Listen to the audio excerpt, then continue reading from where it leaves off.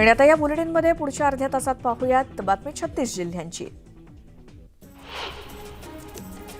मध्य भारतामध्ये यंदा मोसमी पावसाच्या हंगामात 10 दिवसांचा खंड पडलाय। दरम्यान 18 ऑगस्ट पासून कोकण आणि विदर्भात पाऊस पुन्हा सक्रिय होण्याची शक्यता आहे, तर मराठवाड्यात मेघगर्जनेसह पाऊस पडण्याची शक्यता हवामान विभागानं वर्तवली आहे। गेल्या वर्षीच्या तुलनेत 33.8% कमी पर्जन्यमानाची नोंद झाली आहे। नाशिक आणि पुणे या विभागातील पावसाच्या हजेरीची प्रतीक्षा कायम असून नगर, सातारा, सांगली जिल्ह्यातील टंचाईमध्ये वाढ झाली आहे। राज्यातील 329 गावं आणि 1273 वाड्यांना 351 टँकरद्वारे पाणीपुरवठा करण्यात येतोय।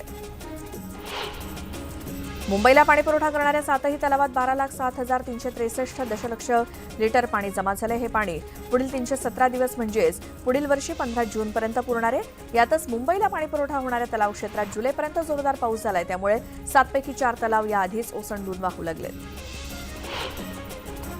गेल्या काही दिवसांपासून टोमॅटोच्या वाढलेल्या दरात काही प्रमाणात घट होऊ लागली। जळगाव बाजार समितीमध्ये टोमॅटोचे दर 100 ते 120 रुपये किलोंवरती आलेत।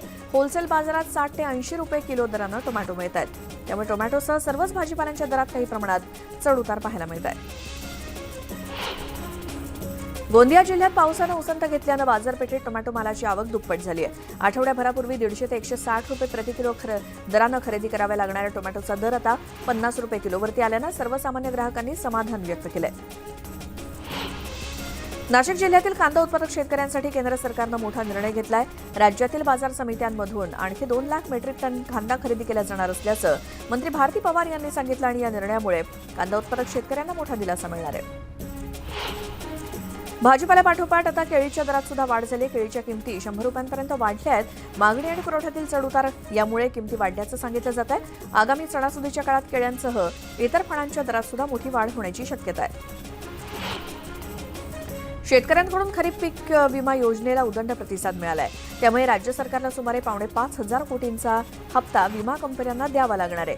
रब्बीसाठी देखील यासाठी आतापर्यंत केवळ 2,000 वळवावा लागण्याची शक्यता वर्तवली जाते, तर खरीप आणि रब्बी पीक विमा 5,000 कोटी रुपयांच्या तरतूद आणि विमा हप्त्याची तरतूद करावी लागेल असं देखील सूत्रांचं म्हणणं आहे। माळशेज घाटातील काळू धबधब्यावरती धुक्याची चादर पसरली आहे। उलट्या दिशेनं वाहणारा हा धबधबा पर्यटकांना आकर्षित करतोय, तर या धबधब्याचं सौंदर्य पाहण्यासाठी अनेक भागातून पर्यटक गर्दी करतायत। ठाणे महापालिकेच्या छत्रपती शिवाजी महाराज रुग्णालयात आठवड्यात 23 तर सोमवारी 4 रुग्ण दगावल्यानंतर मंगळवारी त्यात आणखी 2घांची भर पडली, परंतु बुधवारी एकाही मृत्यूची नोंद झाली नसल्याची समाधानकारक बाब समोर आली आहे। रुग्णालय प्रशासनाकडून त्याला दुजोरा देण्यात आलाय। विमान प्रवास करणाऱ्या भारतीयांच्या संख्येत महिन्याकाठी सातत्यपूर्ण वाढ होतीये। नुकत्याच सरलेल्या जुलै महिन्यामध्ये देशात तब्बल 1,21,00,000 लोकांनी विमान प्रवास केल्याची माहिती समोर आली आहे। गेल्या वर्षी जुलै महिन्यात देशात एकूण 97,05,00,000 लोकांनी विमान प्रवास केला होता आणि त्या तुलनेत यंदाच्या वर्षी जुलै महिन्यात प्रवासी संख्येत तब्बल 25% वाढ झाली आहे। गेल्या 8 वर्षांपासून रखडलेल्या खार ते गोरेगाव 6व्या रेल्वे मार्गासाठी काम सुरू आहे। पश्चिम रेल्वे मार्गाला हा मार्ग जोडण्यासाठी ओव्हरहेड वायर, पॉइंट आणि रेल्वे रुळाचं काम करण्यात येणार आहे। त्यासाठी दिवसा आणि रात्री ब्लॉक घेतला जाणार आहे। काही ब्लॉक रविवारी आणि सार्वजनिक सुट्टीच्या दिवसात घेण्याचं नियोजन आहे।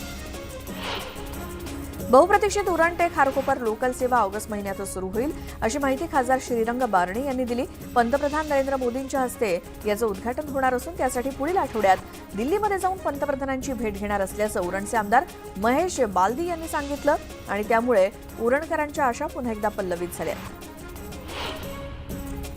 मध्य रेल्वेनं गेल्या महिन्यात 1,481 कोटी रुपयांचा महसूल गोळा केलाय। यामध्ये प्रवासी आणि माल वाहतुकीचा मोठा वाटा आहे। विशेष म्हणजे गेल्या वर्षीच्या तुलनेत यंदा 30% वाढ झाली आहे। ज्या विद्यार्थ्यांना 11वीचे अद्याप प्रवेश मिळालेले नाहीत अशा विद्यार्थ्यांसाठी आजपासून आणखी एका फेरीला सुरुवात होणार आहे। आजपासून 23 ऑगस्टपर्यंत विद्यार्थ्यांना नव्यानं नोंदणी करता येणार आहे, तर 26 ऑगस्टला गुणवत्ता यादी जाहीर होईल। 11वीच्या आतापर्यंत तब्बल 6 फेऱ्या झाल्या असून अजूनही विद्यार्थी प्रवेशाविना आहेत।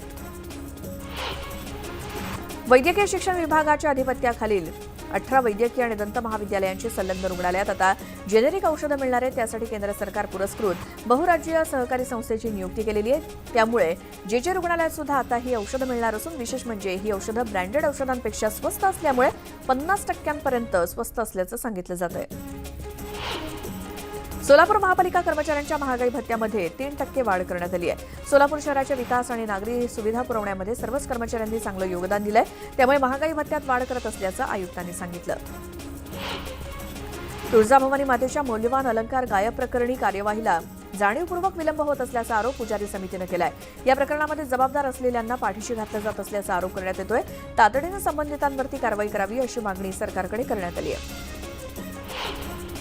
सोलापुरात जिल्हाधिकारी कार्यालयासमोर कंत्राटी कर्मचाऱ्यांकडून आंदोलन करण्यात आलं. 7वा वेतन आयोग लागू करावा आणि कायम सेवेमध्ये समाविष्ट करून घ्यावं या मागणीसाठी हे आंदोलन करण्यात आलंय. 17 वर्षांपासून कंत्राटी कर्मचारी म्हणून काम करून सुद्धा सेवेत समाविष्ट करून घेतलेलं नाही. तसंच मानधनवाढीच्या मागणीसाठी कर्मचारी रस्त्यावरती उतरले.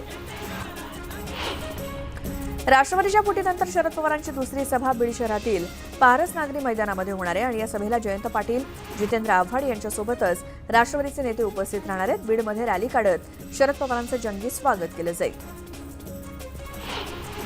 शरद पवार आज बीड दौऱ्यावरती आहेत. या पार्श्वभूमीवर शहरातील सुरक्षिततेत वाढ करण्यात आली आहे. सभास्थळी 400हून अधिक पोलीस तैनात ठेवण्यात आले. शरद पवार आज बीड दौऱ्यावरती येत आहेत. या पार्श्वभूमीवर पंचायत समितीच्या माजी सभापतींसह बीआरएसचे अनेक पदाधिकारी राष्ट्रवादी काँग्रेस पक्षात प्रवेश करणार आहेत. बीडमध्ये बीआरएस पक्षाच्या राज्य समन्वयक शिवराज बांगर यांनी पक्षाला सोडचिठ्ठी दिली आहे. बीआरएस पक्ष हा भाजपची बी टीम असून राज्यामध्ये प्रवेश घेण्यासाठी 8 एजंट्स नेमल्याचा गंभीर आरोप त्यांनी केला. बीडमध्ये शरद पवारांच्या सभेपूर्वी अजित पवार गटाकडून जोरदार बॅनरबाजी करण्यात आली. पवारांच्या स्वागताचे पोस्टर्स झळकावण्यात आले आणि साहेब कामाच्या माणसाला आशीर्वाद द्या असा मजकूर बॅनरवरती छापण्यात आला. मंत्री हसन मुश्रीफ यांच्या अटकपूर्व जामीन अर्जावरती आज सुनावणी होणार आहे. हसन मुश्रीफ यांना ईडीच्या अटकेपासून 17 ऑगस्टपर्यंत संरक्षण असून बदलत्या राजकीय घडामोडींच्या पार्श्वभूमीवर ही सुनावणी महत्त्वाची मानली जाते. मंत्री हसन मुश्रीफ यांच्या 3ही मुलांच्या अटकपूर्व जामीन अर्जावरती आज सुनावणी होणार आहे. हसन मुश्रीफ यांची मुलं साजिद, आबिद आणि नावीद यांना 17 ऑगस्टपर्यंत अटकेपासून संरक्षण देण्यात आलं होतं. आता कोर्ट मुश्रीफ यांच्या मुलांना दिलासा देणार का याकडे राजकीय वर्तुळाचं लक्ष लागलंय. कथित पत्राचाळ घोटाळा प्रकरणी आज सुनावणी होणार आहे. खासदार संजय राऊत, सह आरोपी प्रवीण राऊत यांच्यावरती आज आरोप निश्चिती होणार आहे. महाराष्ट्र प्रदेश काँग्रेस कमिटीची आज बैठक होणार आहे. नाना पटोले यांच्या अध्यक्षतेखाली दुपारी 12 वाजता टिळक भवनात काँग्रेस पक्षाच्या सर्व जिल्हाध्यक्ष, प्रदेश आघाडी संघटना, विभाग आणि सेल अध्यक्षांची बैठक आयोजित करण्यात आली आहे. दापोली साई रिसॉर्ट प्रकरणातील प्रमुख आरोपी सदानंद कदम आणि तत्कालीन प्रांताधिकारी जयराम देशपांडे यांच्या जामीन अर्जावरती आज कोर्ट निकाल वाचन करणार आहे. ईडीनं दोघांच्याही जामीन अर्जाला विरोध केलाय, तर कदम आणि देशपांडे यांच्या वकिलांनी आक्रमकपणे बाजू मांडली आहे. इसिस प्रकरणी न्यायालयीन कोठडीमध्ये असलेल्या आकिफ नाचनला ताब्यात घेण्याची एनआयए मागणी करणार आहे. आकिफवरती आयडी बनवण्यास मदत केल्याचा आरोप एटीएसनं केलाय. आकिफला याआधी एनआयएनं जयपूर अल सुफा प्रकरणामध्ये अटक केली होती, तर पुणे एटीएस प्रकरणात एनआयएनं कोर्टाकडे त्यांच्या कोठडीची मागणी केली होती, मात्र ती तांत्रिक कारणास्तव कोर्टानं फेटाळली. आज शिर्डीमध्ये शासन आपल्या दारी कार्यक्रम होणार आहे. या कार्यक्रमाला मुख्यमंत्री शिंदे, उपमुख्यमंत्री फडणवीस आणि उपमुख्यमंत्री अजित पवार हजर असणार आहेत. नगर जिल्ह्यामध्ये शिर्डीजवळ काकडी विमानतळ परिसरात शासन आपल्या दारी उपक्रम पार पडणार आहे. एकनाथ शिंदे यांनी मुंबईतल्या बीकेसीमध्ये घेतलेल्या दसरा मेळाव्याविरोधात मुंबई हायकोर्टात दाखल याचिकेवरती आज सुनावणी होणार आहे. दसरा मेळाव्यासाठी 10 कोटी खर्च आला कुठून असा सवाल याचिकेतून करण्यात आलाय. धुळे जिल्ह्यातील साक्री पोलिसांनी डीईएफ हे बनावट द्रव्य बनवणाऱ्या कारखान्याचा पर्दाफाश केलाय. पोलिसांनी तब्बल 9.5 लाखांचा मुद्देमाल जप्त केलाय. या प्रकरणी पोलिसांनी दोघांना अटक केली आहे. धुळे शहराजवळच्या मुंबई आग्रा महामार्गाजवळच्या लणिंग घाटाजवळ बर्निंग ट्रकचा थरार पाहायला मिळाला. धुळे शहराकडून मालेगावच्या दिशेने जाणाऱ्या एका मालवाहू ट्रकला अचानक आग लागली. ट्रक चालकाने वेळीच बाहेर उडी मारल्यामुळे त्याचा जीव वाचला. त्यामुळे काही काळ हायवेवरची वाहतूक कोंडी झाली होती. वर्धा जिल्ह्यामध्ये वाहन चालकांनी हेल्मेट वापरावे असे आदेश पोलीस विभागानं काढले होते, तरी देखील वाहन चालक हेल्मेट वापरत नसल्यामुळे पोलिसांनी वाहन चालकांवरती दंडात्मक कारवाईला सुरुवात केली आणि पोलिसांनी एकाच दिवसात 510 वाहन चालकांवरती दंड आकारल्यामुळे वाहन चालकांमध्ये भीती निर्माण झाली आहे. धाराशिवमध्ये तुळजाभवानी मातेच्या पुरातन चांदीच्या वस्तूंची मोजदाद लांबण्याची शक्यता आहे. पुरातन सोन्याच्या दागिन्यांची मोजदाद पूर्ण झाली आहे आणि चांदीच्या वस्तूंची मोजदाद करताना काही कागदपत्रांची पूर्तता होणं बाकी आहे. ही कागदपत्र आल्याशिवाय पूर्तता करण्यात येणार नाही असं प्रशासनाचं म्हणणं आहे.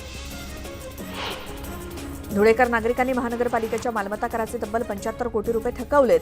नागरिक घरपट्टी आणि पाणीपट्टी भरण्याबाबत विशेष उत्सुक दिसत नसल्यामुळे महापालिका प्रशासनाला कर वसुलीसाठी मोठी कसरत करावी लागते आणि महापालिकेच्या भोंगळ कारभाराला कंटाळून नागरिक जाणीवपूर्वक मालमत्ता कर भरत नाहीत अशी परिस्थिती आहे. वर्ध्याच्या जिल्हा सामान्य रुग्णालयात गेल्या वर्षापासून अनेक मोठ्या रुग्णवाहिका धूळ खात पडल्या आहेत। एकीकडे ग्रामीण भागातील मंडी स्वास्थ्य केंद्र, प्राथमिक आरोग्य केंद्राला रुग्णवाहिका नसताना दुसरीकडे अशा प्रकारे रुग्णवाहिका धूळ खात पडल्यामुळे नागरिकांनी संताप व्यक्त केलाय। म्हाडाकडून ऑक्टोबरमध्ये जवळपास 10,000 घरांसाठी सोडत काढण्यात येणार आहे। त्यात पुण्यातील सर्वाधिक 5,000 घरांचा समावेश आहे। कोकण मंडळामध्ये 4,500 आणि औरंगाबाद मंडळामध्ये 600 घर आहेत। या तीनही मंडळातील घरांच्या सोडतीसाठी ऑगस्टच्या शेवटच्या आठवड्यामध्ये जाहिरात प्रसिद्ध होणार आहे। घर परवडणाऱ्या शहरामध्ये अहमदाबादनं पहिलं स्थान पटकावलंय। देशातील प्रमुख 8 महानगरांमध्ये अहमदाबाद अग्रस्थानी असून त्यानंतर कोलकाता आणि पुण्याचा संयुक्तपणे दुसरा क्रमांक लागलाय आणि या शहरांमध्ये उत्पन्नाच्या तुलनेत गृहकर्जाच्या मासिक हप्त्याचं प्रमाण कमी आहे। तलाठी भरतीसाठी आजपासून परीक्षा घेतली जाणार आहे। या परीक्षेसाठी राज्यभरातील जिल्ह्यातून एकूण 10,41,000च्या वर अर्ज आले असून पुणे आणि रायगड जिल्ह्यातून सर्वाधिक अर्ज आले तर मुंबई शहर आणि वाशिम जिल्ह्यातून कमी अर्ज आलेत आणि आजपासून 12 सप्टेंबरपर्यंत ही परीक्षा होणार आहे। 5वी आणि 8वीच्या शिष्यवृत्ती परीक्षेतील विद्यार्थ्यांचा टक्का गेल्या काही दिवसात काही वर्षांमध्ये घटलेला आहे। त्यामुळे आता विद्यार्थी संख्या वाढवण्यासाठी महापालिका आणि जिल्हा परिषदांनी सुद्धा विद्यार्थ्यांचे परीक्षा शुल्क भरण्याचे प्रस्ताव राज्य परीक्षा परिषदेनं ठेवलेला आहे। तर शिष्यवृत्ती परीक्षेसाठी अर्ज प्रक्रिया 1 सप्टेंबरपासून सुरू केली जाणार आहे। दादर पश्चिम रेल्वे स्थानकामध्ये चालू लोकलमध्ये चढत असताना एका वयोवृद्ध महिला प्रवासी त्यांचा तोल गेला आणि यावेळी त्या ट्रेन आणि फलाटाच्या पोकळीत पडणार त्यावेळी तिथे उपस्थित असलेल्या पोलिसांनी त्यांचा जीव वाचवला। लातूर नांदेड हायवेवरती एसटीने एका ट्रकला धडक दिली। या अपघातामध्ये 29 जण जखमी झाले असून 12 प्रवासी गंभीर आहेत। ही बस लातूर इथून नांदेडला जात होती आणि या अपघातामुळे लातूर नांदेड हायवेची वाहतूक विस्कळीत झाली। जळगाव शहरामध्ये एका महाविद्यालयीन विद्यार्थिनीवरती 2 तरुणांनी अत्याचार केल्याची घटना घडली। या प्रकरणी पोलिसांनी 2 संशयितांना अटक केली असून त्यांच्याकडून मोबाईल, लॅपटॉप जप्त केलाय।